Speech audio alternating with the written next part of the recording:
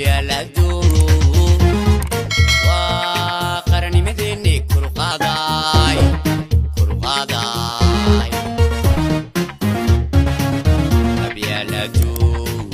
أبيالدو وقرني مديني كرقاداي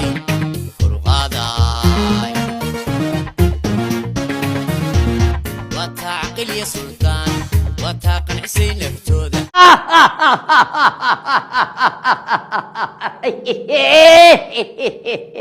wariyay suldaankii guud wuxuu yiri hadii garxad doonayo inuu galo aqalka weyn labada xisbi mid ha tuuraan midna ha isugu tagaan buu wariyay midna ha tuuraan labada xisbi no de kale kala tuurayo waad ka garanaysaa wariyay kala tuurayo waad ka garanaysaa keebay tuuraa markaa anaagu oo cidba aanu nahay oo cidba isugu tagayaa oo cid allah wararka ka daadee wadani waxaynu nahay wadani baa la isugu tagayaa niyo indhaha dhiig ka keen habar yorisay allah arwaal ciyagal halka ka daa xisbiga wadani baa wada dhisayna isugu tagaynaa suldaankuna waa saxanyay سودانku wuxuu hadaa doonaysan aqalka weyn albaabka casnaad gashaan xisbi qura isugu taga marka walaal ciidagalo walaalkayga weyn baatay xisbiga wadani bar wada leenahay wada dhisano oo walaal aqalka weyn aanu toos u galno walaal alla sheekada waa ka saxiix habar yoonisay ucud buu sheegay suldaanku waa reed suldaanka waa la soo diray talo yaa soo diray suldaanka waa la soo diray soonaga durbays haysana dhexdeena ka bilaabatay miyaynan gacan libaax ku shirin oo aynan wixii dhamaysan oo aynan wax isku ogeyn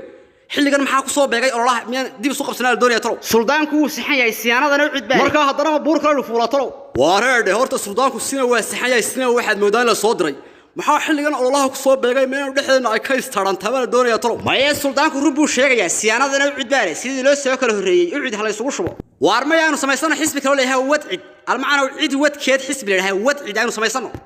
maxaanu samaysana u cid baa joogtee wadcid kaas waa badile waa cid wadkeed waar markaa u cid baynu nahay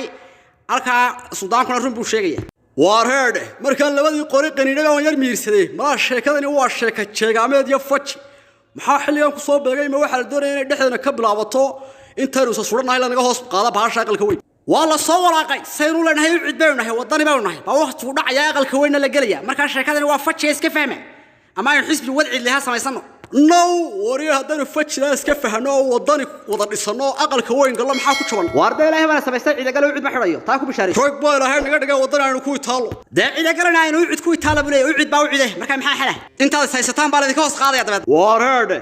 heedha baa iska leedahay shaxdana waa shax galbeed la soo dhigay maxaa loola sii waayay marka xisbiyada la furo reerku hal xisbi samaysan waay wareed inaad fahmay hadaynu fajida lafteeda iska fahano xisbiga wadani geyna aqalka weyn inaad maxaa ku jaban